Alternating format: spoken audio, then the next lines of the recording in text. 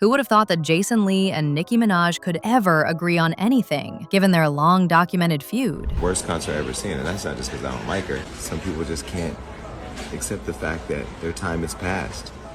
And so they're using all these young girls. Nicki, let me just hear her name. Political. Nicki's using all these young girls to be able to leverage their name because she fell off. I mean, their feud got so nasty that in September 2023, Jason Lee made a viral and serious allegation involving Nicki Minaj, claiming that Nicki and her husband had allegedly put a hit on him or were trying to have him unalived. Like, he even said that he had proof and intended to take his evidence to the district attorney. So yes, I know that Jason Lee and Nicki Minaj have spent years at each other's throats, but in this industry, I guess the enemy of my enemy is my business partner. Guess what? There have been allegations that Jason Lee and Nicki could potentially be aligning against Jay-Z. I want Nicki to be the queen that she could be. I want her to be respected and regarded the way that she deserves to be for her talent.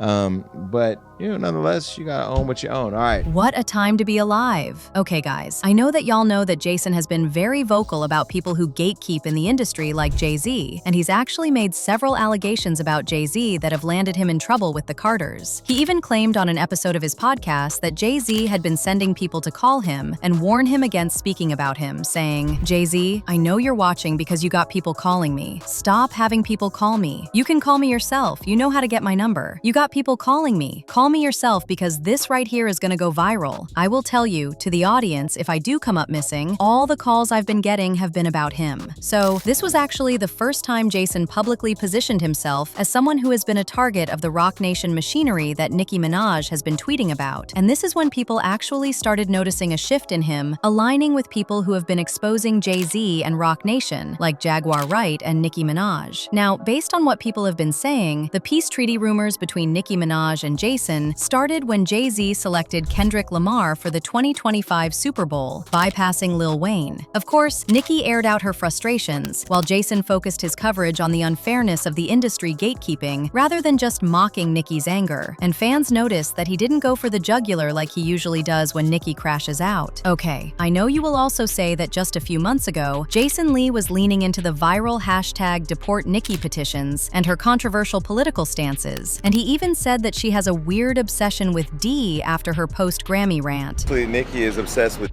right? She says Christy Teigen has one. She's called me a she's called Don Lemon a I don't know what her obsession with are. But here's the deal. I'm not thinking of Nicki Minaj today. I think that what she's doing, just the troping, the continuous disregard for the LGBT community, for her fans, for humanity, for everybody, it's an embarrassment to the culture. So I'm not really thinking of Nicki. And I think Billy Porter told my reporter the other day on the red carpet exactly how we're all. But look at Jason's most recent commentary more keenly. In late 2025 and early 2026, his tone shifted, and instead of just calling Nicki Minaj crazy, he started framing her as a pawn being used by larger political and industry forces. In fact, on the Jason Lee podcast, he began discussing Nicki's political stunts as desperate moves by someone who has been systematically shut out of the industry elite by people like Jay-Z. And Jason has been strongly bashing these gatekeepers in the last couple of months. On the other hand, Nicki has also been very vocal about how industry giants like Jay-Z have tried to cancel her or block her success to favor other artists like Cardi B and Megan Thee Stallion. See, Nicki previously went on a rant exposing Jay-Z and Tidal for scamming her and trying to silence her with $1 million. She was setting the record straight about her part in Jay-Z's music streaming service sale of Tidal, claiming both he and Steve Stout are spreading lies. And she actually said that she was convinced that Jay-Z was pouring money into pushing Megan Thee Stallion's Hiss to outperform Bigfoot when it was released. More recently, Nicki implied again that she's been sabotaged professionally by Jay-Z and his associates, saying that it's actually the real reason why she doesn't release music. She also said that an unnamed party had been seeking to damage her relationship with her spouse, Kenneth Petty, and that efforts to turn Petty against her have involved lies and friends in high places. In addition, Nicki also said said that the social media accounts held by her and her followers were being shadow banned in a clear effort to injure her brand. And she actually had receipts showing how the feature to show people what she was liking had been demolished. And she also reposted a number of communications from fans reporting unexplained technical difficulties they specifically encountered on platforms she uses. At the time, Nicki also reposted an interview done by Demarie Hadley, the estranged daughter of Roc Nation CEO Desiree Perez. And in the interview, Dem, who was suing her mother for committing her to a mental institution, claimed that Roc Nation basically sabotaged Nicki Minaj and took away her freedom of speech. She also said that Roc Nation went after Nicki's family. They've attacked her husband, they've attacked her baby, and it should really scare the American people. She has been through some trauma and some abuse with Roc Nation, with Desiree Perez, with other individuals. What I can say about that is I've witnessed and heard a lot of things, again, as hearsay, right? So it doesn't even matter. And that's why I'm not even gonna go into detail with that. If I have the opportunity to speak with Nicki, would love to connect with her on that. But I've kind of seen, just like you firsthand, how they've they've abused her. They've abused of her platform, they've abused her talents, they've abused of her freedom of speech, they've her family, they've attacked her husband, they've attacked her child, and it's sad. It's really sad. Somebody so resourceful, talented, high profile as Nicki Minaj being targeted. It should really scare the American people. It should really scare you guys too, right? Because I'm the daughter, so it's like at this point, if it's happening to me, I think she's really outspoken, and I'm grateful that she's being outspoken on it, because I think she's almost seeing it like, well, it happened to me, it's happening to her. Let me speak up on it.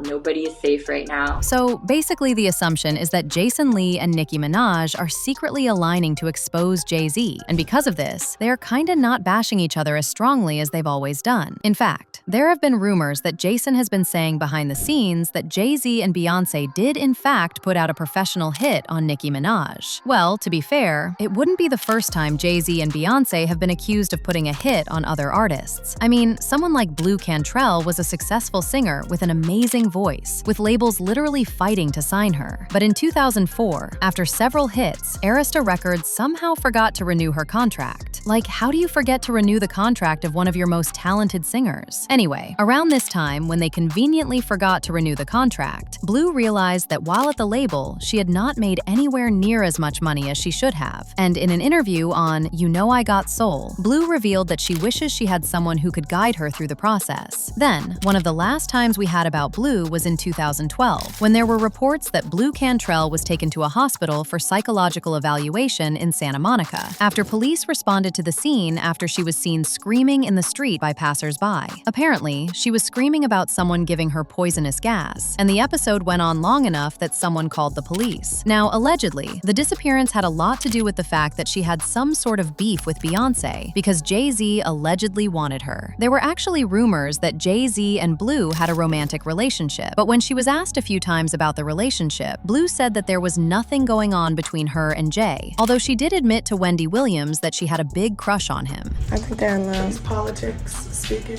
No, I really do think they're in love. I have a big crush on him, though. I'll tell you that much. Did you find I still have a crush on him now. Yes, No, I didn't. No, I'm really selective about it. What? Really. I really like him, though.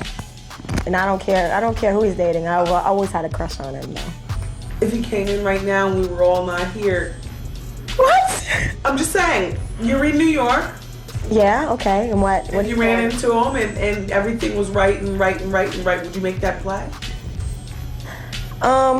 I wouldn't turn it down. Let's just put it that way. Other than Blue, MYA was also one of the most successful artists back in the day, and she released her debut album Maya in 1998 with Interscope Records, followed by other studio albums, Fear of Flying and Mood Ring. In the US alone, Maya had over 3.2 million album sales across her career, winning several awards, including a Grammy nomination, and her songs smashed the top charts. However, just like with Blue, back in the day, there were rumors that Maya and Jay-Z had a relationship after collaborating on the remix of her hit song, Best of Me. And because things didn't go well between her and the Caters, she was also sabotaged. Actually, the list of people who have been allegedly sabotaged and blacklisted courtesy of the Carters is long. And I'm talking about people like Amerie, Tierra Marie, MIA, Carrie Hilson, and even Rihanna. Honey, all this sabotaging is what Nicki has been talking about, and she's made it clear more than enough times that her career has taken a professional hit because of Jay-Z. Well, she's also recently made extreme, unverified allegations, claiming that high-level industry figures like Jay-Z are involved in sacrificing young ones to maintain power. She also specifically called out the age gap in Jay-Z's past relationship with Aaliyah and alleged that he began dating Beyoncé when she was not yet of age. In addition, Nicki also tied her industry grievances to politics, posting a meme of Jay-Z, Aaliyah, and Beyoncé with the caption, "If you ever vote Democrat again, you're just as soulless as they are and will perish." Anywho, what people are saying is that Jason Lee knows that the Jay-Z gatekeeping narrative is one of the most viral topics in the world right now. And even though he's been Nicki's #1 critic, Jason is a businessman first, meaning if he switches sides to expose the industry machinery that Nicki claims is suppressing her, it would be the biggest media play of his career. Think about it. Nicki is currently dealing with a massive amount of press regarding her personal life and political moves like that wild citizenship gold card, and she needs a media mouthpiece that isn't afraid of the gatekeepers or the corporate structures. Basically, people are noticing that Jason's tone toward Nicki has shifted from "she's dangerous" to "she's misunderstood by the industry." And if Nicki provides the insider info on how the industry allegedly operates, and Jason provides the platform with no filter, they could create a counter-Rock Nation narrative that would shake the foundations of hip-hop. Just imagine the first interview Nicki gives, where she actually names names, and she does it on Hollywood Unlocked. The internet would literally break. Well, despite the juicy rumors of a truce, Jason Lee is still a critic, and as recently as early 2026, he has called out Nicki's weird obsessions and controversial slurs, proving that while they may share a common enemy in Rock Nation, he isn't exactly a barb yet. But maybe, just maybe, there could be truth in the alleged truce. I don't know, guys. I personally don't think it's a friendship yet, but you let me know what you think of the alleged Nicki-Jason alliance against Jay-Z in the comments section below.